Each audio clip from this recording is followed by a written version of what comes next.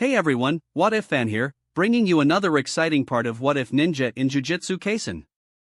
You can find the fanfic title and the original author's name in the description below. Make sure to check it out and show them some love. If you enjoy the video, don't forget to like, subscribe, and ring that notification bell so you never miss an upload. Alright, let's jump into it. Chapter 171, Throwing Kazuma Under the Bus. Of course, Kashimo had heard of Sukuna and Gojo. One was the strongest 1,000 years ago, and the other was the strongest today. And he was the strongest 400 years ago, believing himself to be no worse than the two. That was the purpose of his reincarnation, to challenge the strongest sorcerers of different eras. Did this stinky panda in front of him really think that name-dropping Sukuna and Gojo would scare him? The only thing he didn't understand was who this Kazuma was. Was he powerful? Why had he never heard of him before? At the mention of Sukuna and Gojo, Kashimo couldn't help but feel his blood boil. The thought of fighting the strongest made his heart race with excitement. But the panda in front of him? That was a joke. His interest disappeared immediately. Hey, panda, I'll give you one last chance. Where are Sukuna and Gojo? Either one will do. No matter who the strongest has been in the past, from now on, I am the strongest. Such bold words left the nervous panda on the opposite side stunned. What? So this ignorant guy wants to challenge Sukuna? Who gave him the courage? Could it be that he was tricked by that cunning Kenjaku? However, if this guy doesn't get the answer he wants, then he'll most likely be in serious danger. What should he do? The clever panda rubbed his chin, his mind racing. Sukuna was still dormant inside Yuji's body, he couldn't be allowed to wake up. And as for Gojo, he was still sealed in the prison realm. Just when Panda was starting to panic, a report suddenly played.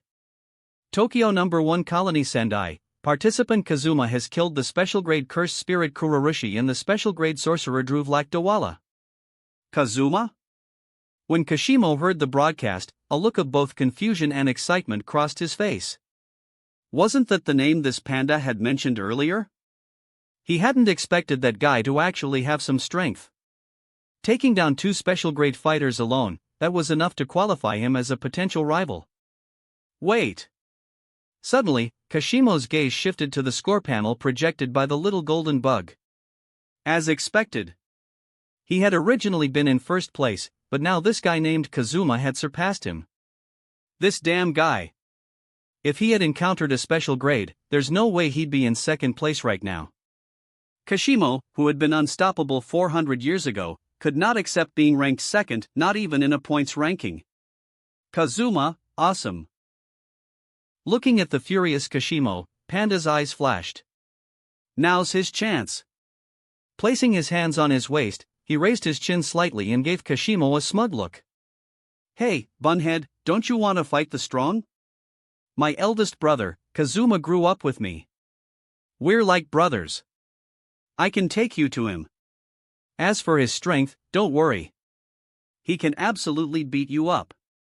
Then, Panda launched into an elaborate tale about how Kazuma had fought 15-finger Sukuna and sparred with Gojo. A mix of truth and exaggeration. But that's exactly what was needed. As long as he could fully capture this guy's interest, his life would be spared. As for using Kazuma as bait? Well, worst case, he could apologize to him later. Besides, this could help Kazuma rack up some extra points, right? This killer was attacking everyone in sight, so he must have accumulated quite a bit of them. Kazuma's strength was unfathomable, so he stood a far better chance against this guy. Not to mention, if Panda remembered correctly, Yuta was also in Sendai. Panda grinned, laughing in his heart. Wait for death, you murderous bunhead. Kashimo, standing on the container, was not angry at all. Instead, he showed rare patience, folding his arms and listening with interest. So, this Kazuma guy, your brother, is also a panda? Panda's mouth twitched. For a moment, he didn't know how to answer. Kashimo curled his lips impatiently and said, "Lead the way. If you dare lie to me, I will tear you apart." His glare was sharp. Even though he now knew Kazuma was in Sendai, not far away, each colony was massive. Without an exact location, searching would be like groping in the dark. Meanwhile, Tokyo's first colony, Sendai city center. The battlefield, once filled with brutal fighting, had fallen into an eerie silence. Toji was unstoppable. With a long sword in hand, he attacked with precision, muttering strange words like, "I will only hit the head this time." A skinny boy advanced through the battlefield, a terrifying special-grade curse trailing behind him. And then there was the yellow flash, flickering across the city like a phantom. At this moment, both the reincarnated sorcerers and the cursed spirits, those who had once terrorized others, were now cowering in the shadows, trembling in fear. Clang! A dagger was embedded into the rooftop of an office building. Kazuma appeared in an instant, his sharp gaze scanning the scene below. He had searched every inch of this barrier. And there was no sign of Kashimo. Even worse, his memory was hazy. Where was Kashimo supposed to be according to the original timeline? He couldn't remember exactly. But he did recall one thing: Panda might be in trouble. And soon, the gambler Hikari would make his move. He would cheat fate within his idle death gamble and defeat Kashimo, who refused to unleash his ultimate technique. After all, Mythical Beast Amber was a move that could only be activated once in a lifetime. A trump card Kashimo had been saving for Sukuna. Judging by the timeline, Maki should also be encountering Naoya, who has transformed into a vengeful cursed spirit. But that wasn't a concern. Maki would still kill Naoya, just like before. And with the 8 inner gates, she might even do it more easily this time. Thinking of it, Kazuma couldn't help but pity Naoya. Of all people, why choose to mess with a heavenly restriction user? His fate was sealed the moment he had picked that fight. He would die twice, both times by Maki's hand, his eyes wide open in disbelief. Just as Kazuma debated whether to spend 100 points to cross into another colony, a sudden announcement rang out. Participant Kashimo has spent 100 points to cross the barrier and arrive at Sendai. This news spread instantly across the battlefield. Below, Toji, drenched in blood, wiped his blade clean and lazily looked up. Kashimo? He came from another colony? Does he know where Megumi is? On the other side, Yuta stopped mid-battle, his expression serious. It's him. Ishigori told me this guy was the strongest sorcerer 400 years ago. Did he come here because he wiped out all the participants in his colony? And does he know where Angel is? Either way, it is worth investigating. Yuta's eyes gleamed with anticipation. Rika, let's go. The Queen of Curses smiled, nodding obediently. I will go wherever Yuta goes. Chapter 172, Kashimo vs. Kazuma. At the rooftop of an office building. After a brief moment of daze, Kazuma looked in surprise at the man below.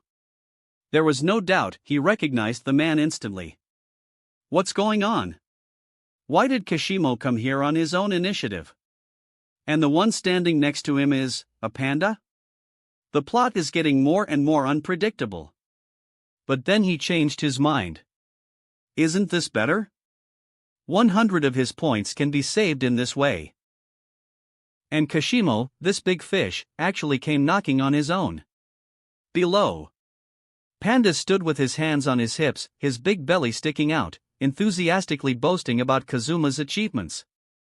Along the way, he hadn't needed to even lift a finger. Whether it was a first-grade cursed spirit or even a special grade 1, none had survived Kashimo's attacks. This free bodyguard is amazing. However, Panda was a little worried Kashimo's power was too overwhelming. Could Kazuma really win? If not, wouldn't that mean Panda had walked himself into a trap? Kashimo carried his staff, his eyes sharp and irritated as he followed Panda. At this moment, he felt strangely uneasy. Was he really being manipulated by an animal?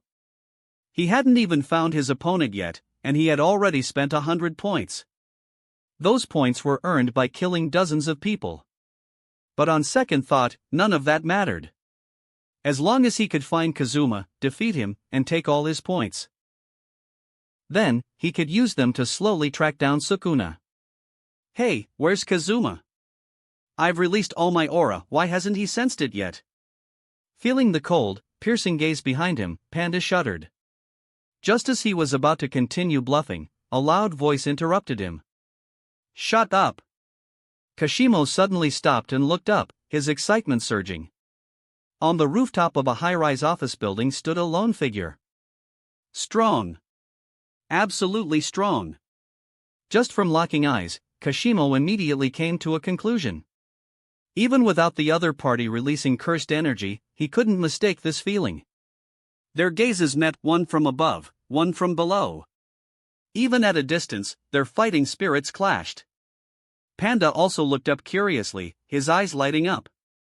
Kazuma. Kashimo's lips curled and he said, "Oh? So that's Kazuma? Looks like this trip wasn't in vain." He stepped forward, lifted his staff off his shoulder, and provocatively pointed it at Kazuma on the rooftop. He spoke with a voice trembling from excitement, "Come down and fight me." Whoosh!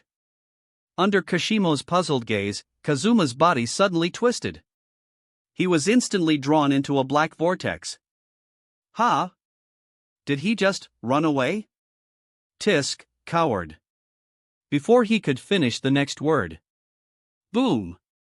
A powerful kick slammed into Kashimo's abdomen. His eyes widened in shock as he flew backward. When did he? Soaring through the air, Kashimo turned his gaze back toward the rooftop.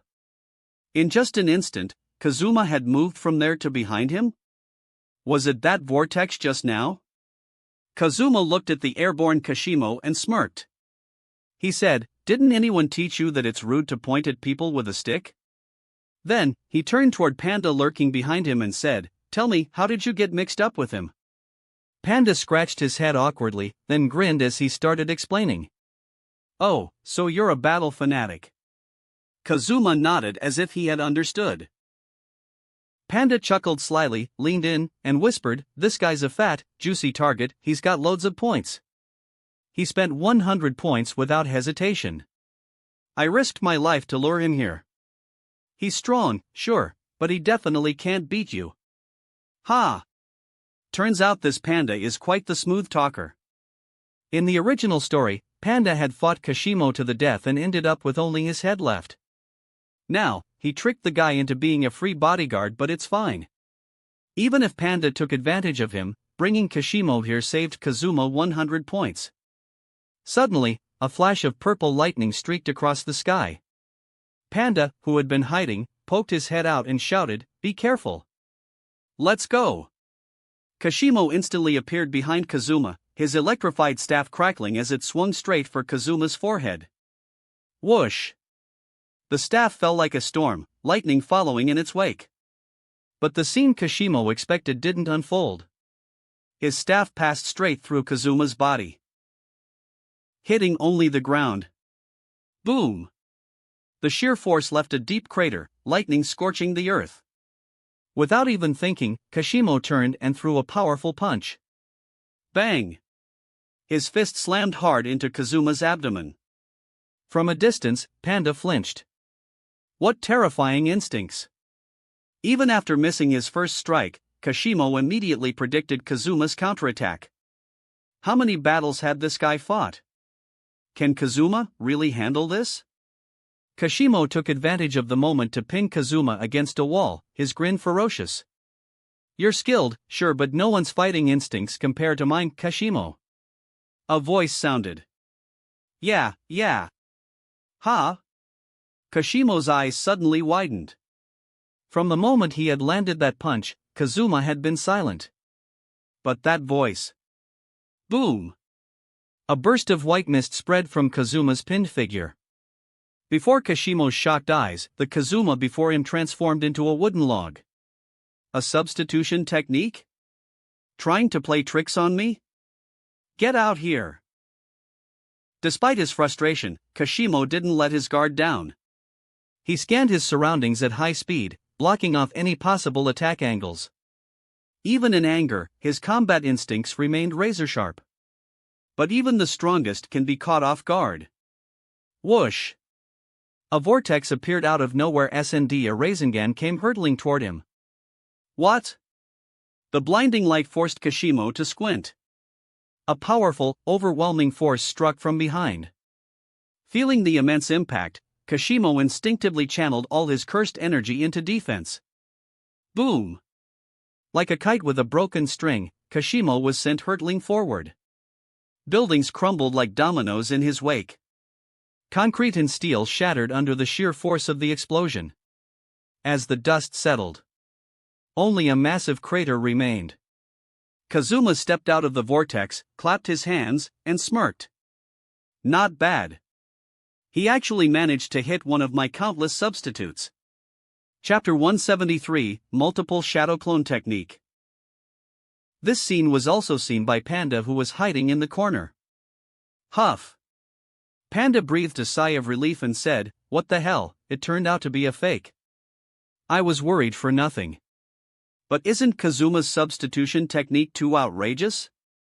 It is impossible to tell when he uses that trick, and not only had he fooled Kashimo, he himself had also been fooled. Suddenly, a pair of big hands patted Panda's back, giving him a fright. Looking back, he found his old acquaintance, Yuta. Panda asked, "Yuta, why are you still walking silently like before? What did you go through in Africa? You have dark circles under your eyes?"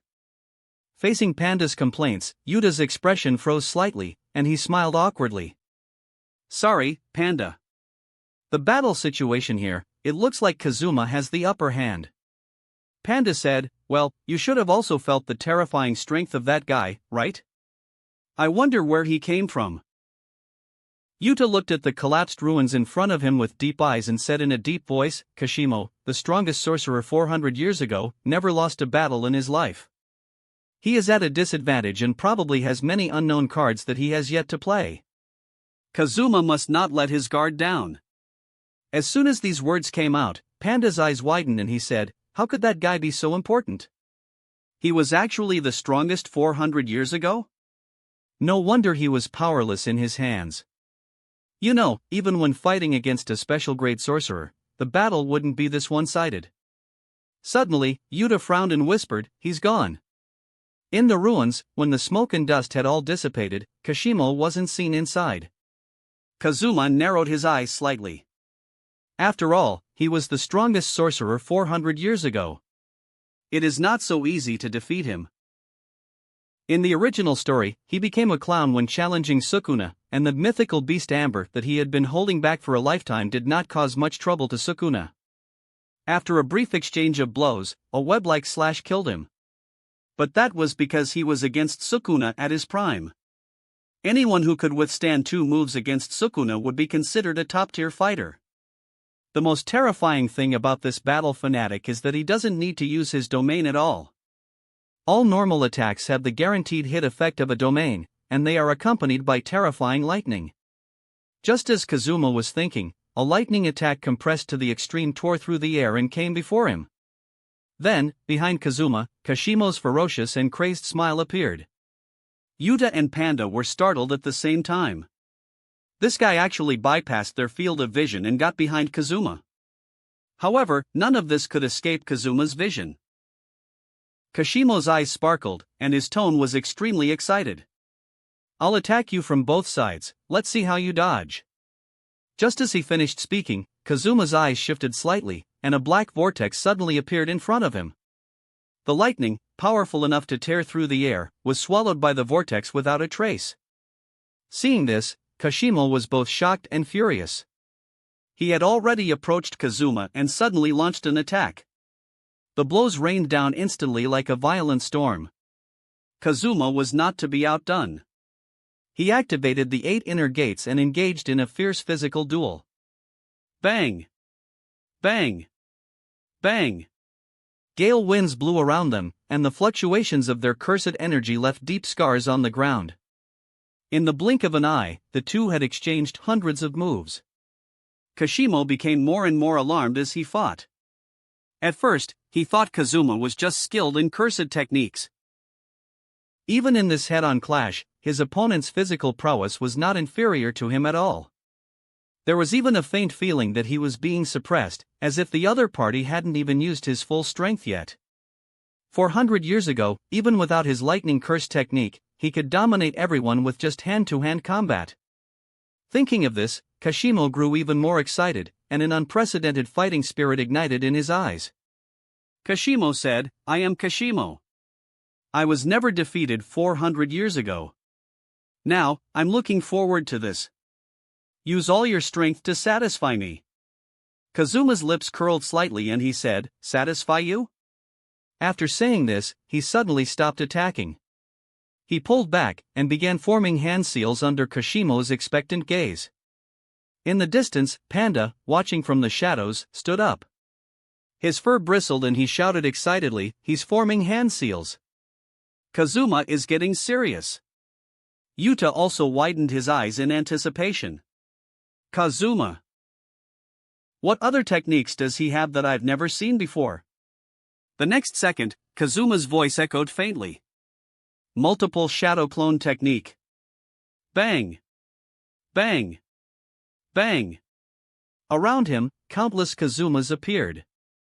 From a few hundred at first to thousands in mere moments. Soon, the battlefield was completely flooded with Kazuma's clones. For a moment, everyone at the scene was in shock. Panda was so stunned he couldn't close his mouth. Looking at the sea of Kazumas, he muttered in disbelief, "What kind of technique is this? All those ridiculous techniques, Kazuma really created them all?" Panda was so envious he almost drooled, and his determination to become a disciple grew even stronger. If he could learn even one technique from Kazuma, he could dominate below the special grade level. He had seen cloning techniques before. But this was an army. A literal sea of clones. Yuta's heart was also shaken. How could so many clones be created in just an instant? That meant Kazuma's reserves of cursed energy were no less than his. Maybe even. Yuta shook his head, unwilling to imagine further. Every time Kazuma fought, he amazed him with something new. He had to find a way to copy this technique in the future. Yuta's eyes gleamed with curiosity and he asked, faced with so many clones, how will Kashimo respond? On the battlefield, Kashimo stared at the dense crowd of Kazumas and swallowed hard. At this moment, he was completely surrounded. Damn it! What kind of jujutsu was this guy using? With so many clones, how long would it take to eliminate them one by one? No, stay calm. Creating so many clones at once must mean he can't focus on the details. As long as I observe carefully, I can find the real one. But in the next second, that plan completely collapsed. Since you want to defeat an enemy so badly, I'll satisfy you. Kazuma's voice echoed throughout the entire battlefield. Thousands of Kazumas spoke at the same time, their voices and expressions identical. It was impossible to tell which was the real one. Kashimo fired a bolt of lightning in desperation. Bang! Bang! Bang! 3 clones burst into white mist. Damn it! What is this? If you have the guts, show yourself and fight me head-on. Kashimo was panicking now. The more anxious he became, the harder it was to find Kazuma's real body. Chapter 174, Would Clone. In the far corner, Panda was giving Kazuma a massage. Sure enough, it was safer to stay with Kazuma. Who would have thought that in the middle of a battlefield, Kazuma would be in the mood to watch the fight unfold like an audience member? Panda almost forgot that this was a hell on earth, where life and death battles were constant, and destruction was everywhere. Even the usually serious Yuta couldn't help but laugh at the situation. Kashimo probably couldn't have imagined, even in his wildest dreams, that Kazuma's real body was casually enjoying a massage while watching the fight from a distance. The strongest battle fanatic, who had killed countless people in his lifetime, was now being toyed with by Kazuma. His deadly punches, which could easily take a life, landed like blows against soft cotton, unable to land a decisive strike. The technique of creating clones is something to be envious of. Just think about it.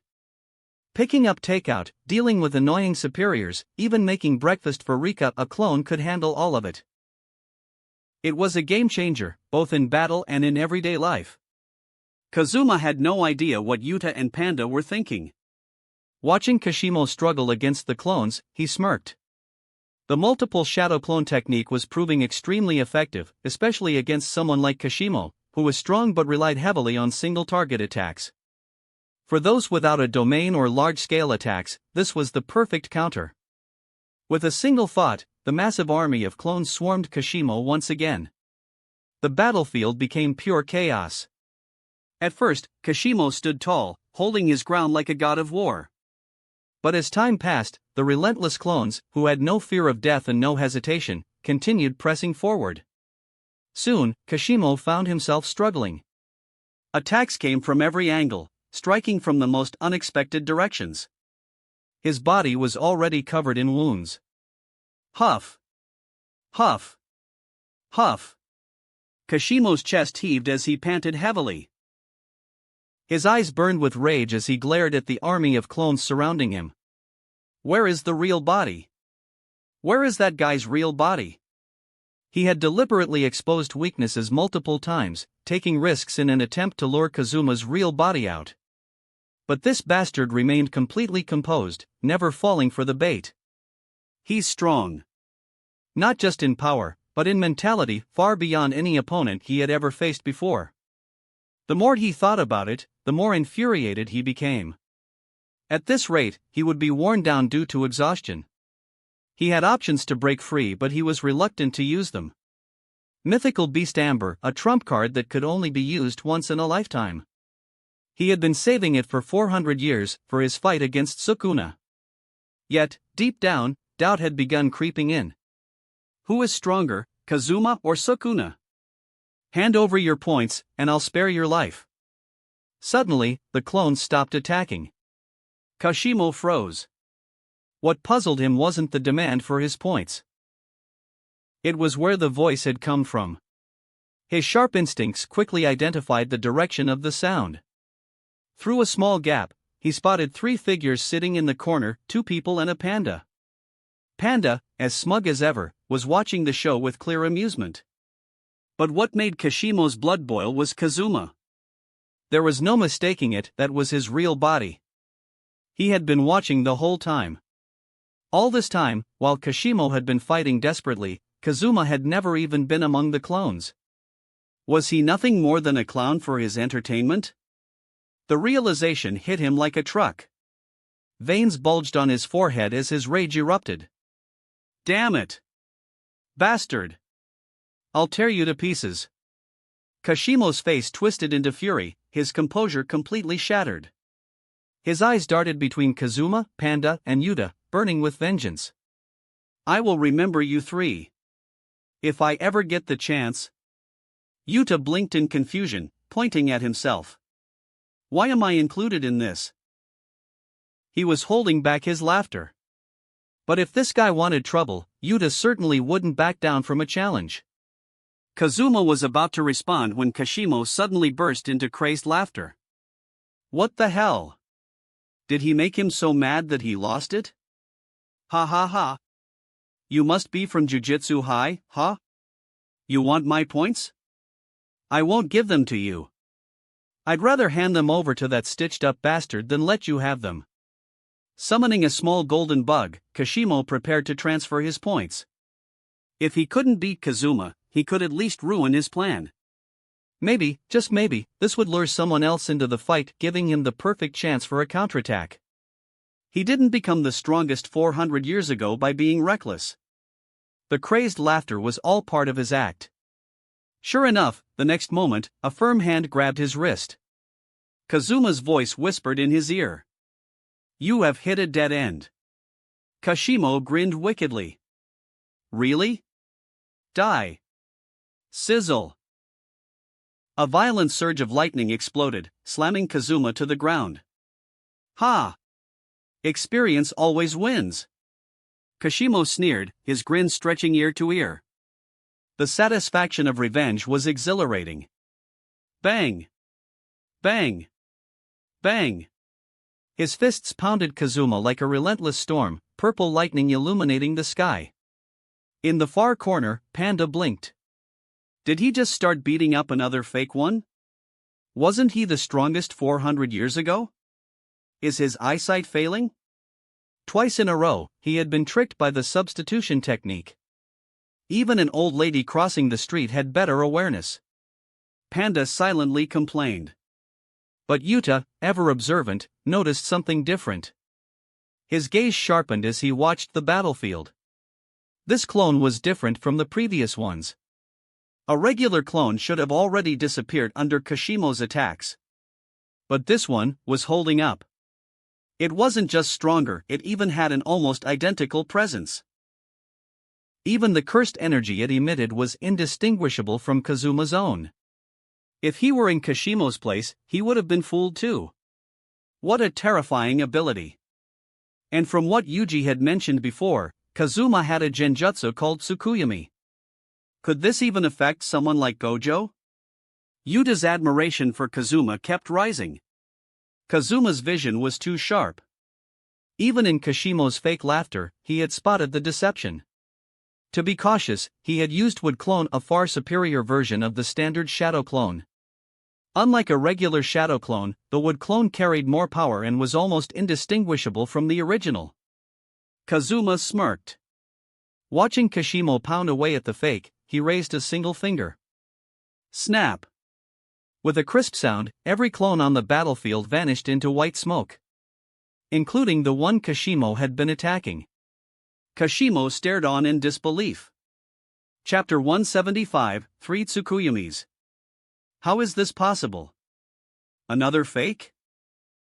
Kashimo stared at the empty ground, utterly dumbfounded. Even now, he still couldn't understand how he had been deceived. Everything about this one, its presence, its cursed energy, felt different from the previous clones. How could it be fake? In the distance, Kazuma watched Kashimo struggle with disbelief and couldn't help but laugh. Fate had a strange sense of humor. In the original story, Kashimo was tricked by Hikari, his defenses broken by infinite healing. Now, thanks to Panda, he had sought Kazuma out only to fall into the same trap, confused by a clone technique. But the persistence of Battle Fanatic was astonishing. With a roar, Kashimo transformed into a flash of lightning, closing the distance in an instant. His attack landed and passed straight through Kazuma's body. No resistance. No impact. Kashimo's eyes widened as he stared at his hand in disbelief. I phased through again. A rough idea began forming in his mind.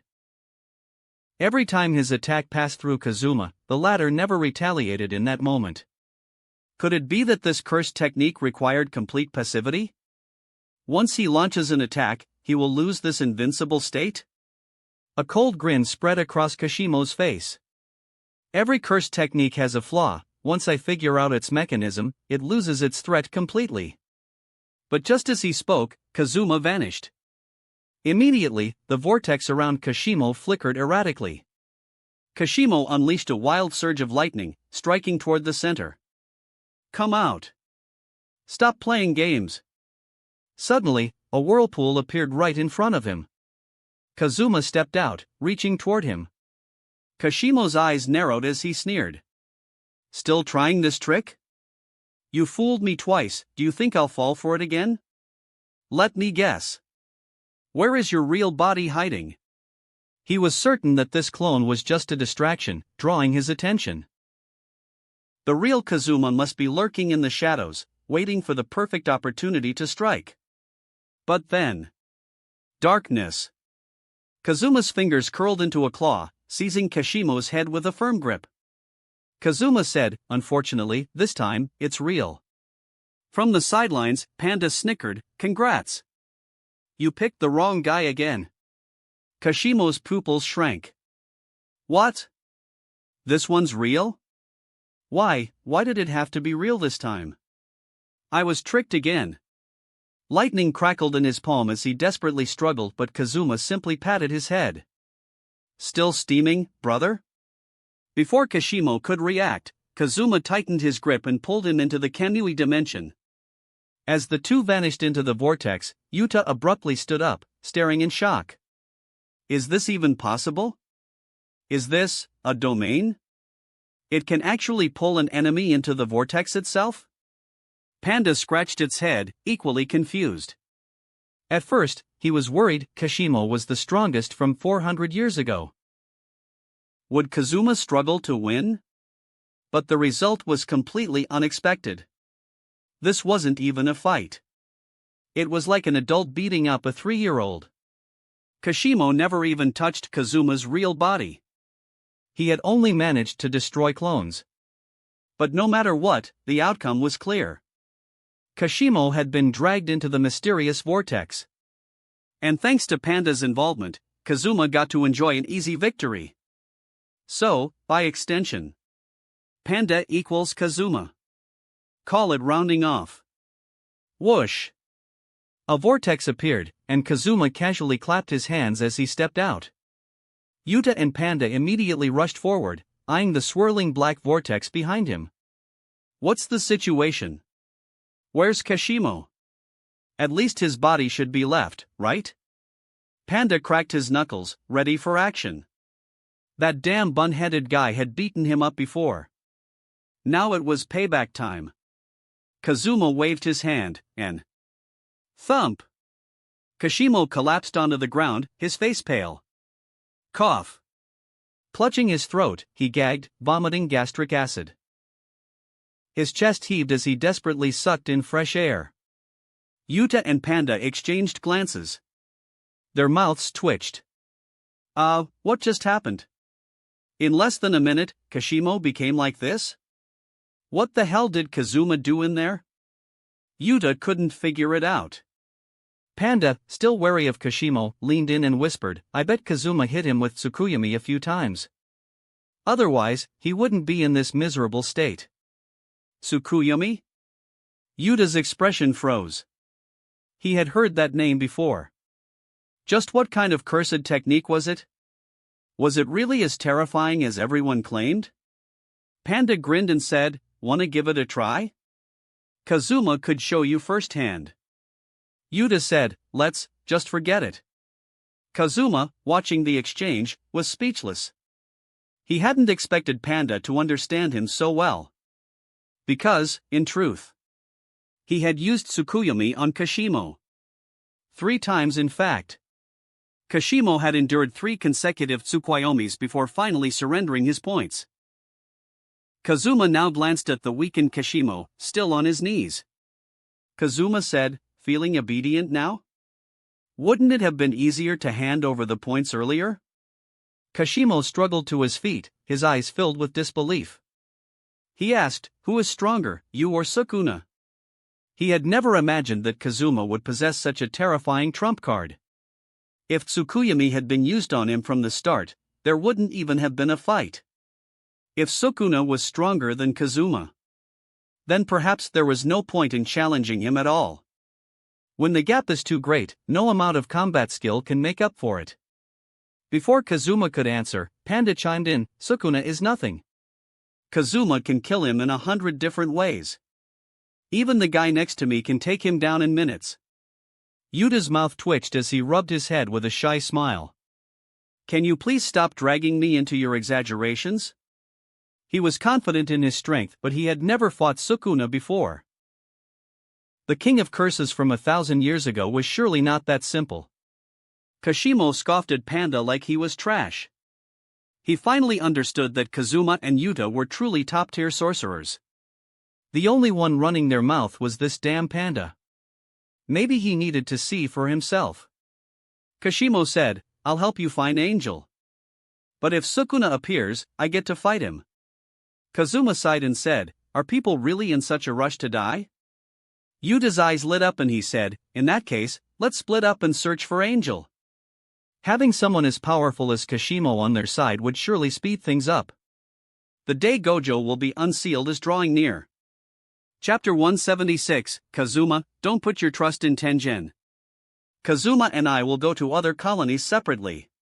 Panda is relatively weak, so it is safer for him to stay with Kashimo-senpai. Yuta's blunt words completely shattered Panda's heart. What? He wants me to team up with this killer? Will I even see the sun tomorrow? Kashimo just glanced at Panda's terrified face and didn't say anything. Even though Panda really deserved a beating, Kazuma had agreed to let him fight Sukuna first. so he wouldn't unnecessarily attack Panda. Inside the main hall of Tombs of Star Corridor, Tengen and Yuki sat together, discussing countermeasures. Yuki said in disbelief, "Tengen, are you really so sure that Kenjaku will come?" For some reason, she was feeling uneasy these past few days. Her right eyelid kept twitching, and she couldn't shake this feeling that something bad is about to happen. Tengen remained calm and said, "If I were him, I wouldn't miss this great opportunity. In my current state, I would be completely overwhelmed by the cursed spirit manipulation technique. You two are the only ones who can fight him." Tengen appeared composed on the surface, but deep inside, he was extremely worried. In this world, only he understood how truly insane Kenjaku was. After thousands of years of accumulation, his strength has likely reached an unfathomable level. Yuki crossed his arms and frowned. Are the two of us, me and Choso, not enough? After all, she is one of the 4 special grade sorcerers, and her cursed technique is unparalleled. And Choso is also not to be underestimated, his background can be traced back to the death paintings. And yet, Tengen lacked confidence? Is the 1,000-year-old Kenjaku really that powerful? Tengen, who always spoke in riddles, suddenly adopted an uncharacteristically serious tone. Just the two of you may not be enough. That guy's talent is beyond your imagination. I'm afraid even my barrier won't be able to contain him. Upon hearing this, Yuki's expression stiffened. This was the first time she had ever seen Tengen so serious, and this was the first time Tengen had praised someone so highly. That alone told them how serious the situation was. Now that most of Jujutsu Hue's strongest fighters were gone, the Tombs of Star Corridor's defense was weaker than ever. Could Kenjaku's true target in this culling game actually be Tengen himself?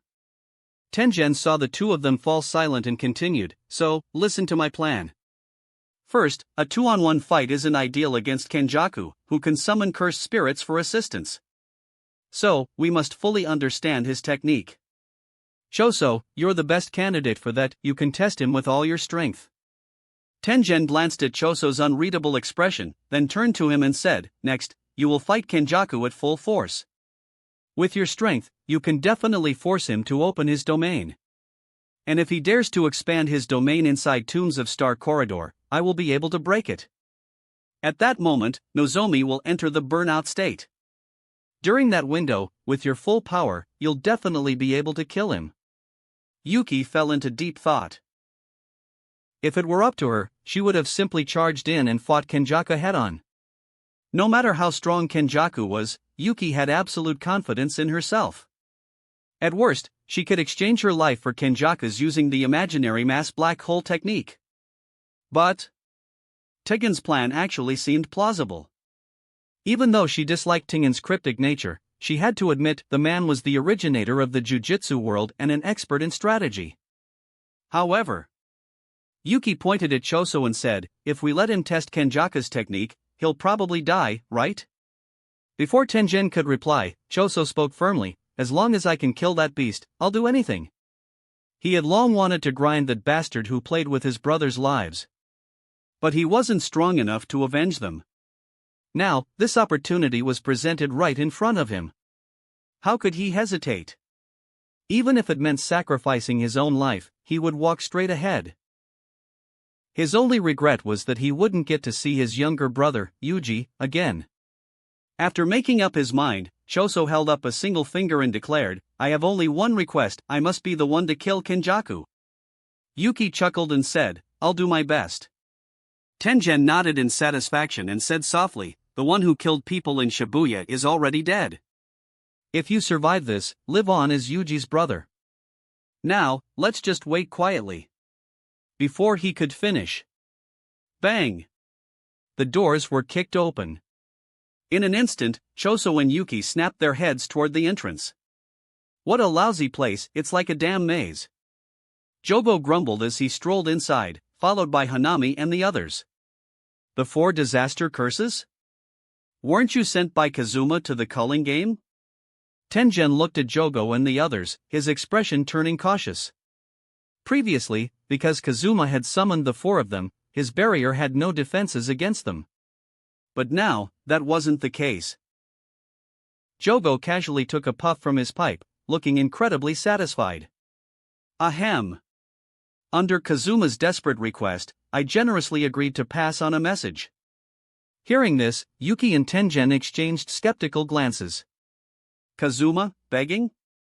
When he summoned you before, you were groveling like a dog, bowing and scraping. Clearly, no one believed Jogo's nonsense. But Yuki was very curious about Kazuma's message. She raised an eyebrow, smirking slightly. Oh? Having a good time in the culling game, is he? Tell me, does he miss me? Jogo shot her a disdainful look and said, I'll just relay Kazuma's exact words. He cleared high his throat and mimicked Kazuma's tone. Yuki and Shoso, don't listen to Tengen's bullshit, or you'll get yourself killed. Mahito stepped forward, laughing loudly. Tengen, that old guy, has no idea that Kenjaku's domain is an open one. That stupid plan of his won't work at all. Their words sent shockwaves through the room. Yuki stood frozen in place. Hanami muttered under his breath, damn. You guys really didn't hold back. Kazuma didn't talk like that before. An open domain? Yuki's expression shifted. Could it be that Kenjaku's domain was an open one? If what Kazuma said was true, then Tengen's entire strategy would be worthless. And the entire Jujutsu world will be doomed. No wonder her right eyelid had been twitching. Chapter 177, What is the plan? If it is really an open domain, then her own domain will be suppressed. The plan to force Kenjaku to use his domain now seems extremely ridiculous. Because, after suffering a blow, Kenjaku who has an open domain will definitely choose to open his domain decisively. If it were her, she would do the same even if she was at a disadvantage. Yuki's brain continued to work. Although in the past few years, her battles were simple and rough, that doesn't mean she is a brainless sorcerer. An open domain is unique in that there is no border. This was demonstrated by Sukuna during the Shibuya incident. It is no exaggeration to say that it is the natural enemy of an ordinary domain. In a contest of the same level, an open domain will almost always defeat a closed domain. It's no surprise that her domain will be breached by Kenjaku. At that time, Kenjaku won't be the one being caught in the burnout period, but her, Yuki. Thinking of this, Yuki broke out in a cold sweat. In a battle between special grades, one could be on the brink of death with just one tiny mistake. What's more, being in a burnout period and not being able to use a curse technique is extremely dangerous. Yuku seemed to have foreseen how she would be killed because of Tengen's plan.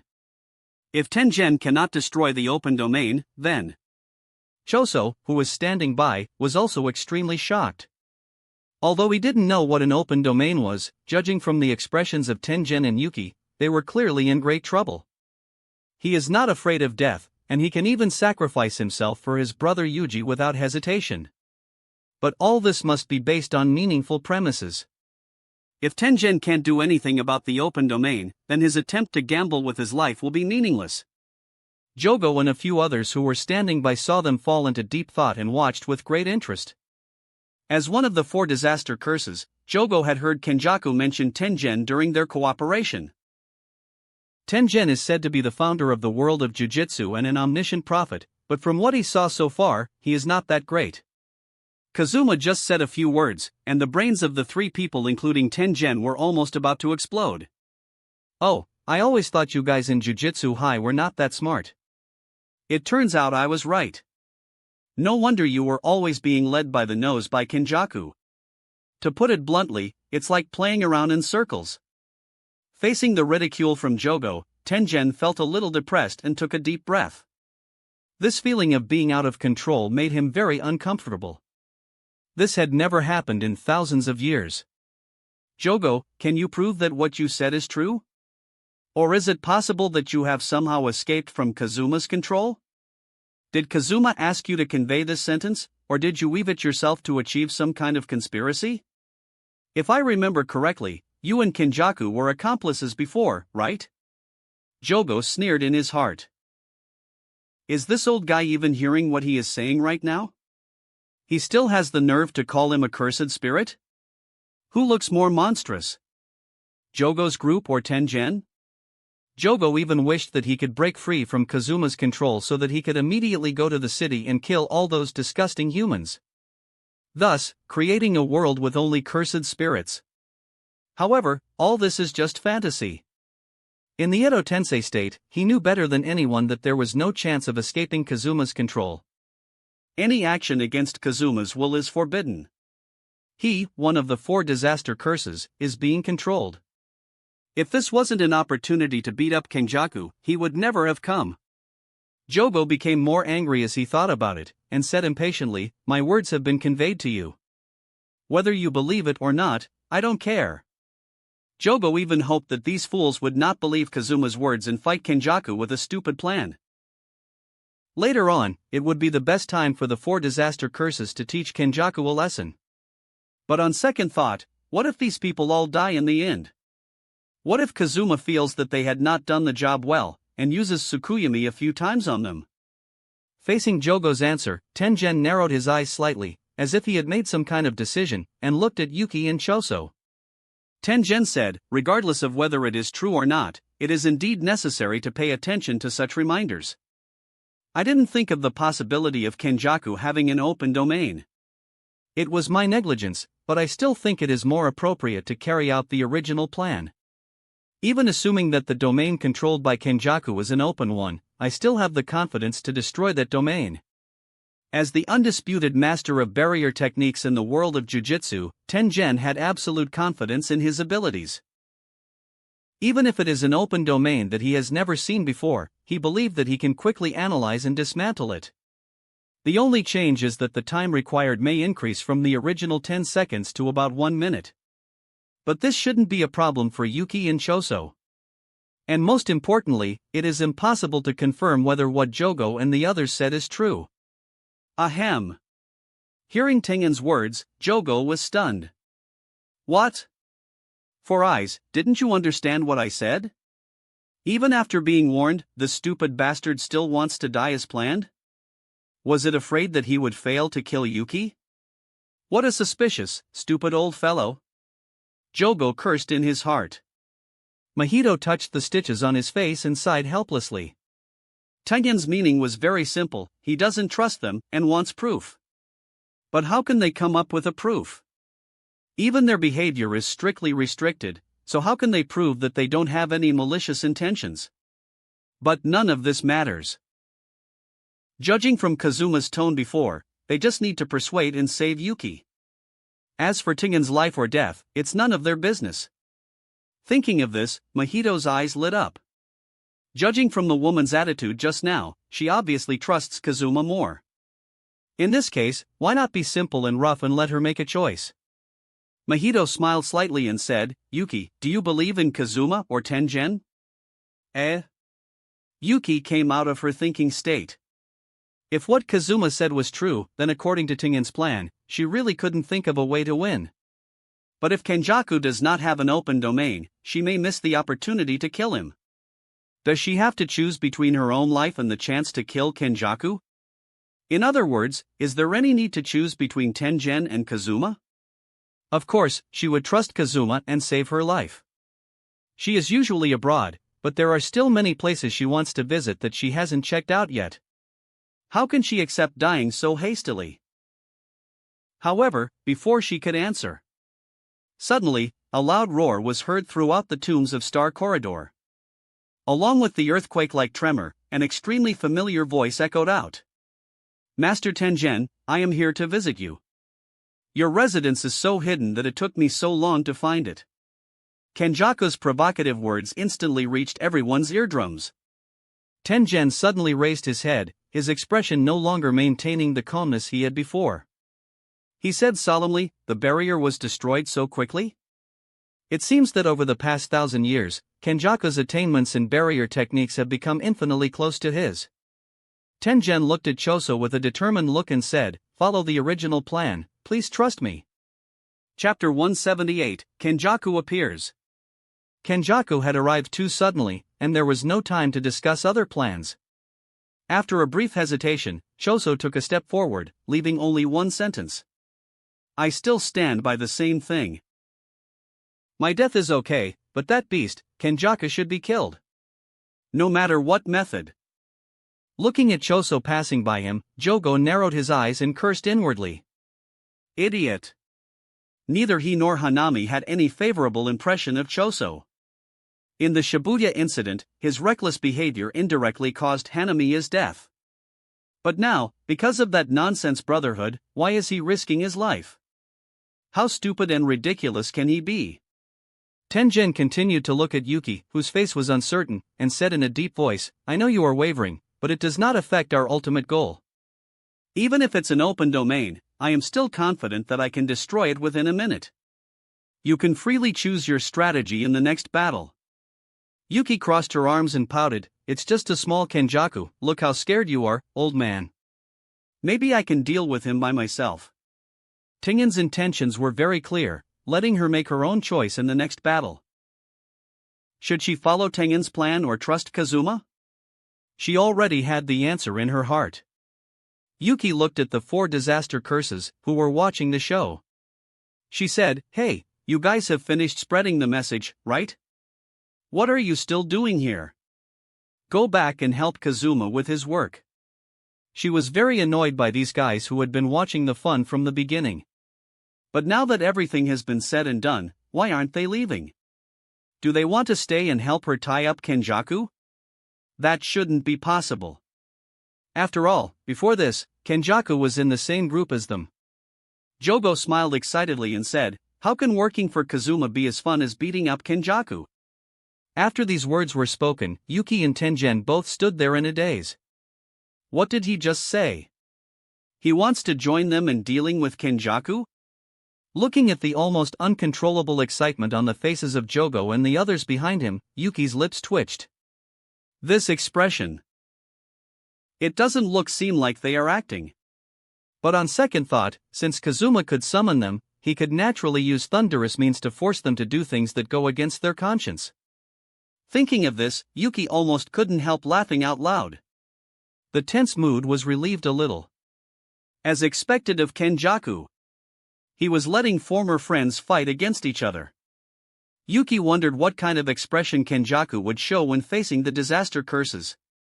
As for whether Jogo and the others had escaped Kazuma's control, she had never doubted Kazuma from the beginning. Before this, Mei and the others had told her that she could always trust Kazuma. Therefore, these 4 disaster curses definitely don't have the ability to break free from Kazuma's control. However, Tengen's thoughts were completely different from Yuki's. He frowned and looked at the 4 disaster curses with his 4 eyes. Helping deal with Kenjaku? Can he really believe this? Although Kazuma's curse technique is magical, there's no guarantee that it cannot be cracked. What if these disaster curses had met Kenjaku before this during the culling game? Considering that it's Kenjaku, it is not impossible for him to release Kazuma's control. Tengen shook his head and put aside his thoughts. He hoped that he was just overthinking it, but he should still be on guard against these curses. Who knows, they might stab him in the back in the next battle. Tombs of Star Corridor. Outside the main hall. As the last barrier was broken, Kenjaku walked in calmly. He kept a humble smile on his face, looked around, and sighed. Is this the legendary Tombs of Star Corridor? It's all white and empty. I don't like it. Such a strong killing intent. Kenjaku raised his eyebrows slightly and looked in front of him. He saw a man standing next to a big crooked tree, staring at him with a sinister look. Ha, it's Choso. It's been a long time since we last met in Shibuya. I missed you so much. In response to Kenjaku's words, Choso suddenly raised his hand. Bang! When Choso saw Kenjaku, his eyes turned red with anger. Without saying anything, he put his hands together and shoot a piercing blow. A loud explosion sounded through the air. The blood that had condensed to the extreme was like an arrow, shooting straight at Kenjaku's forehead. Faced with an attack that was so fast that it was difficult for the naked eye to capture, Kenjaku calmly tilted his head and easily dodged it. His lower body didn't even move at all. From this, it is conceivable that during the Shibuya incident, this 1,000-year-old scoundrel had hidden much of his strength. With his hands still hidden in his sleeves, Kenjaku narrowed his eyes and smiled gently. He asked, "Is this how Master Tengen entertains his guests? In this case, you can't blame me for being rude." With that said, a huge black vortex appeared behind Kenjaku. Roar! A gigantic centipede with a human face roared and rushed towards Choso. The densely packed numerous legs crushed the thin bricks on the ground in an instant. Choso's eyes flashed with a cold look and he moved sideways. The blood in his hand turned into a 100-meter-long saber, instantly cutting the flying human-faced centipede into two neat pieces. Boom! The terrifying force left a long gully on the ground. Countless pieces of rubble were blown into the air. The only one who can master blood manipulation to such a level is Choso. However, Kenjaku was not panicked at all. He maintained a smile on his face and stepped gracefully on a stone slab in the air. It was like he was surfing. Looking at this 1,000-year-old demon who was still able to fight him calmly, Choso was extremely angry. He must avenge his brothers who had died tragically because of this bastard. Naturally, this battle was also seen by the several people hiding inside the tombs of Star Corridor. Jogo carefully pushed the door of the hall open by a little bit. Then he said to the three curses behind him, "Didn't Kenjaku always say that he wasn't good at fighting? Look at him now. He is dodging those attacks so easily." Hanami snorted coldly. "What Kazuma said is not unreasonable. Kenjaku never regarded us as partners from the beginning to the end, but as chess pieces that can be discarded at any time." Mahito was eager to get into the fray. He said with an excited smile on his face, "I can't wait to go up and beat him up. We must let him know that the 4 disaster curses are not to be trifled with." Chapter 179, Choso vs. Kenjaku. Meanwhile, Tengen and Yuki's faces were extremely solemn. Yuki still looked calm on the surface, but she was secretly analyzing in her heart. She roughly estimated that Choso's strength was at the top level even among first-grade sorcerers. If the one facing Choso was her, would she be able to handle Choso's attacks so easily like Kenjaku? Although the fight between the two had just begun, it was obvious that their levels were not the same at all. The difference was visible to the naked eye. However, Tengen knew very well in his heart that it was absolutely impossible for Choso to defeat Kenjaku. The difference in their strength is one reason, but another reason is that Choso originated from a death painting. The Curse Wound death painting was created by Kenjaku himself. Choso's blood manipulation technique was pretty easy to see through for Kenjaku. This is why Tengen chose to utilize, and even sacrifice Choso from the very beginning, to force Kenjaku to use techniques other than those of Gedo Sugiru's. The limit of the blood manipulation technique is still there. "Choso, give him some more pressure. Please." As he spoke, Tengen also glanced at the 4 disaster curses who were watching with great interest. Boom! Choso's attack once again shook the entire tombs of Star Corridor. After dodging the attack, Kenjaku still smiled calmly and said, "Come to think of it, I should be considered your father, right? Am I right?" The first of the 9 death paintings. Gentle words came out of Kenjaku's mouth, but they sounded extremely harsh to Choso's ears. "Father?" Choso laughed in anger, his bloodshot eyes staring at Kenjaku. "How can a guy like you who plays with the lives of my brothers be called a father?" Hearing Choso's outburst, Kenjaku spread his hands indifferently. Among the so-called 9 death paintings, except Yuji, the rest were just failed experiments that he had abandoned. However, Tengen kept them like a treasure in the tombs of Star Corridor, which was ridiculous. It seems that not being able to assimilate an astral plasma vessel for too long has not only greatly reduced his strength, but also his IQ? Without saying anything more, Choso fired several more shots at Kenjaku. Whoosh! The blood arrow shot out through the air, rapidly approaching Kenjaku. However, the gap in strength was obvious, and Choso's attacks were unable to hurt Kenjaku. All of his efforts were in vain. Kenjaku could quickly dodge and even continuously interfere with Choso's attacks. He had perfectly inherited the strength that Gedo Suguru had during his lifetime, and he had even gone a step further. Moreover, his other abilities had still not been revealed. "You're really too weak, let Tengen come out to face me." As the cold words came out, countless twisted tentacles shot out from behind Kenjaku. And under Kenjaku's control, these tentacles grew into human faces. Seeing this, Choso's mood calmed down instead. This is exactly the result he wants to see. Although he doesn't know which option Yuki will choose in the end, it's always a good idea to force Kenjaku to use new techniques so that she can get more information. This way, the chances of Yuki defeating Kenjaku will be even higher. Thinking of this, Choso suddenly kicked the ground with both feet. His eyes widened, and he roared, "Come on! An old monster who has lived for 1,000 years, can he only rely on cursed spirits to fight?"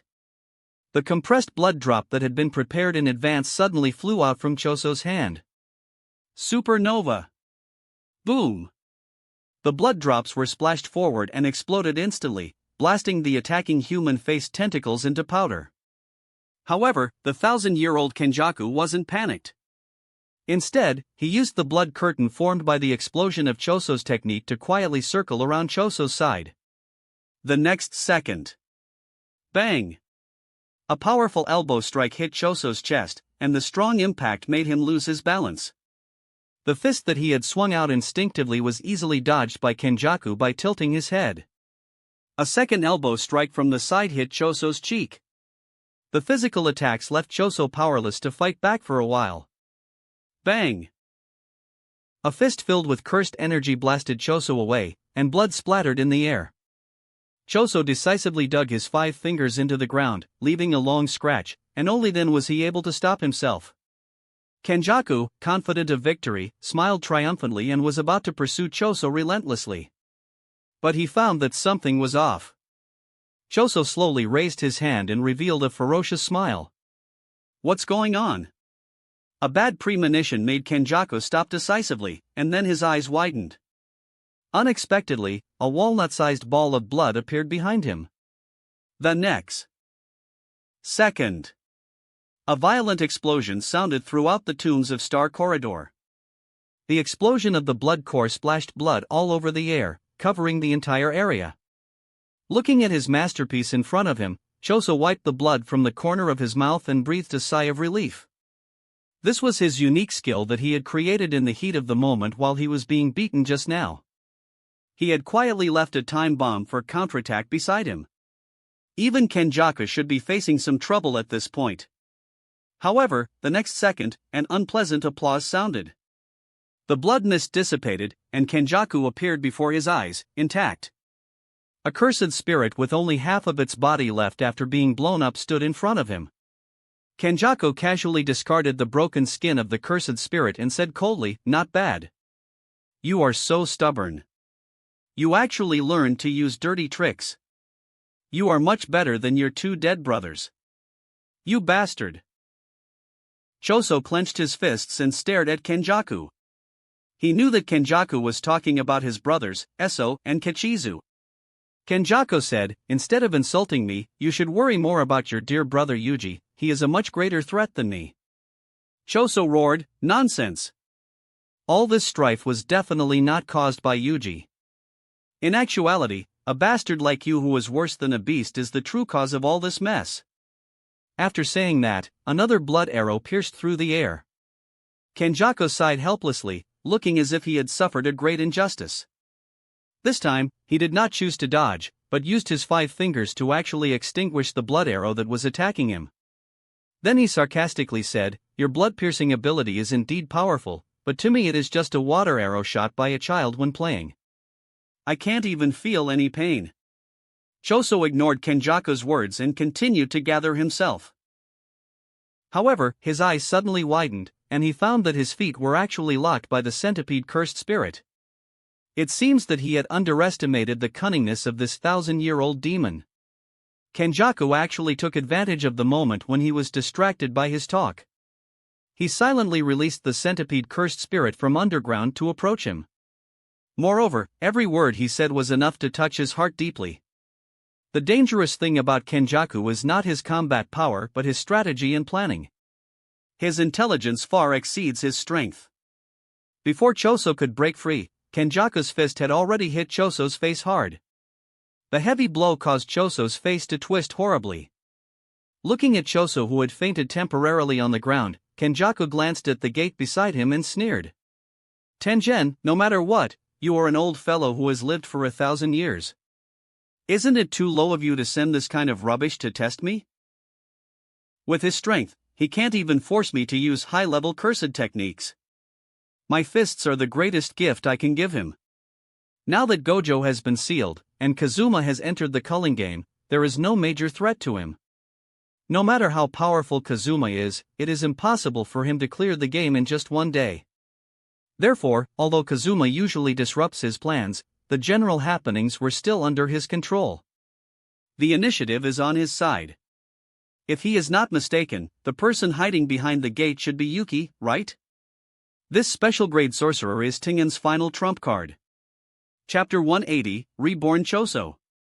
Inside the main hall of tombs of Star Corridor. Jogo and the others silently closed the door through which they were peeking. Even though they were very unhappy with Kenjaku, they had to admit that what he said was true. Tengen is revered as the most important existence in the world of Jujutsu. But his actions show otherwise. Jogo cast a disdainful look at Tengen and said disdainfully, obviously, your plan to let Choso test Kenjaku has been discovered. Choso is now being beaten meaninglessly, and no valuable information can be obtained. Yuki couldn't hold back any longer and said, that's enough. I have the confidence to defeat Kenjaku. At the very least, I can drag him down with me. Although the ridicule was directed at Tengen, as a member of Jujutsu High, she also felt uncomfortable listening to it. This timid tactic is really not suitable for her who has a bold personality. Not to mention. Yuki glanced at Jogo and others. She believed in Kazuma's ability. These people must be here to deal with Kenjaku. Well, if they join in, they will definitely be able to catch Kenjaku off guard. Tengen slowly opened his eyes and said calmly, wait a little longer. Tisk. Upon hearing this, Yuki felt a little unhappy. She felt that Tengen was paying less and less attention to Choso. To put it bluntly, he is too afraid of death.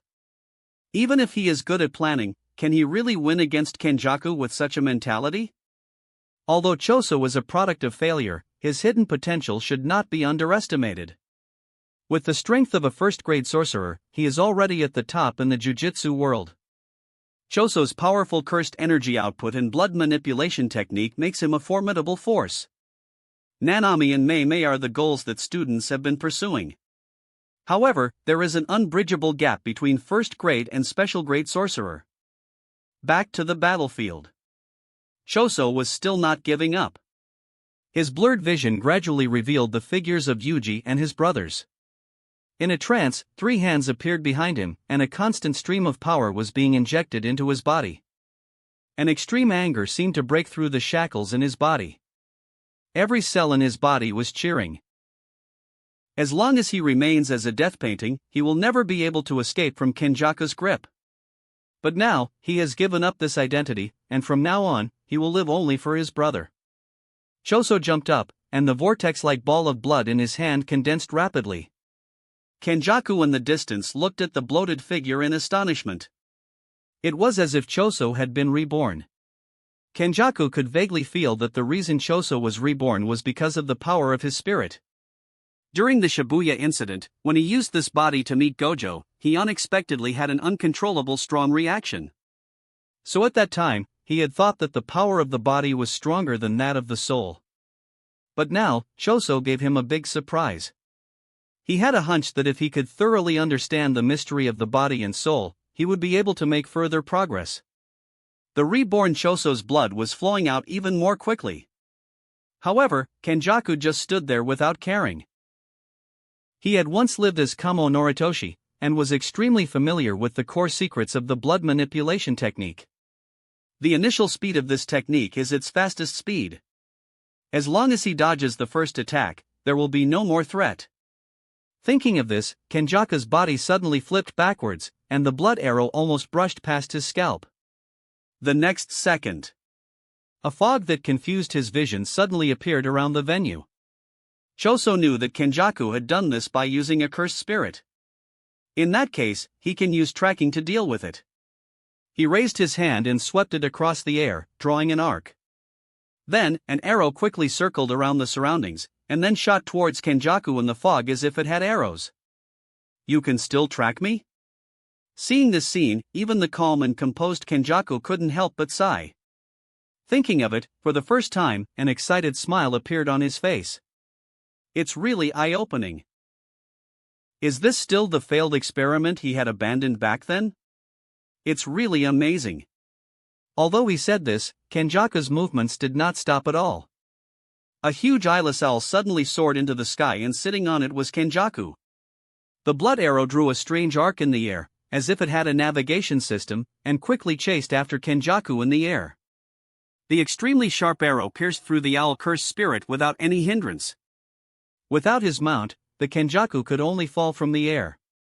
Choso's eyes flashed with determination. His goal was to shoot the Kenjaku down from the air. Next, it's time to borrow the power of his younger brother. Wing King! As he shouted, a pair of wings formed from blood appeared on his back. Bang! As Kenjaku fell to the ground, Choso's fist was already at his face. The two began a crazy physical contest. The punches were so fast that they left after images, making people dizzy. The more Kenjaku hit Choso, the more frightened he became, while the more Choso hit Kenjaku, the more excited he became. However, Kenjaku did not plan to fight according to the opponent's rhythm. He dodged the incoming punches and kicks, and instantly circled behind Choso, creating some distance between them. Then, a giant octopus tentacle attacked silently. At the last moment, Choso condensed a shield made of blood in front of him. Boom! A loud explosion resounded, and the sky became stained with blood. The tentacles and blood shield cancelled each other out at the same time. When the blood mist dissipated, Kenjaku was seen sitting leisurely. Kenjaku said, "Don't you understand? I know all your moves. What's more, the toxins in your blood have no effect on me as I am your father." However, these words had no effect on Choso, who only wanted to avenge his brother. He exhaled a breath of foul air and said firmly, just like Eso, elegantly. Whoosh! Like a gust of wind, a swollen fist had already struck. A roaring voice sounded again, freely like Kichizo. The palm of his hand actually flew out of the arm, with a long stream of bright red blood acting as a link to the body. The unexpected move finally allowed Choso to grab Kenjaku by the collar. Then he suddenly threw him over his shoulder. Boom! The earth cracked and the trees were split in half. Just when he had stood firm, he saw a flying hand again. The 5 fingers, like machines, locked onto the Kenjaku's collar. Kenjaku flew backwards uncontrollably. A terrifying roar rang out in the sky, and the rage for revenge was completely ignited at this moment. Powerfully like Yuji. Boom! For the first time, Kenjaku showed a solemn expression. Even after raising his hand to block, he was still blasted to the ground by this strange force. A huge deep pit was smashed into the ground. That wraps up this part of What If Ninja in Jujutsu Kaisen. Thanks so much for listening. As always, new parts drop every 4 days, so be sure to stay tuned. If you enjoyed the video, don't forget to like, subscribe, share it with your friends, and please consider supporting the original author as well. See you in the next one.